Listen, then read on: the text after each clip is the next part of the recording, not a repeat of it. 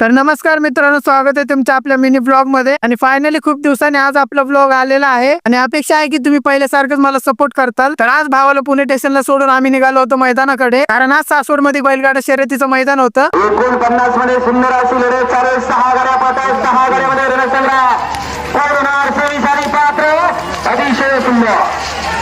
मग त्यानंतर आम्ही बघितली मोकळी जागा बसण्यासाठी आणि एका कोपऱ्यात बसून निवांत शर्यत बघत बसलो। आणि जे इथून पुढे गट राहिले होते त्यांच्या सर्वांच्या गाड्या खाली चालल्या होत्या आणि टाइमपासला पेरू घेतला खायला आणि सर्वांचे चेहरे रामले होते उन्हामध्ये बसून। आणि ही आहे आपल्या महाराष्ट्राची खरी संस्कृती। शर्यतीला जायच्या आधी मैदानाची माती बैलाला लावली जाते। मग बाकीचे राहिलेले गट क्रमांक चालू झाले आणि त्या त्यांचा वेगळा टाइमपास चालू होता। मग त्यानंतर सेमी फायनलच्या गाड्या पळवण्यात आल्या। मग सेमी पूर्ण झाल्यानंतर फायनलच्या चिठ्ठ्या काढण्यात आल्या। मग त्यानंतर फायनलची शर्यत चालू झाली। आणि तुम्ही म्हणत असाल की चालू शर्यतीमध्ये दगड कस काय फेकतात, कारण माणसं बैलाच्या अंगावर जावं नाही म्हणून। आणि जो मैदानामध्ये पहिला मानाचा मानकरी होतो तो असा जल्लोष करतो।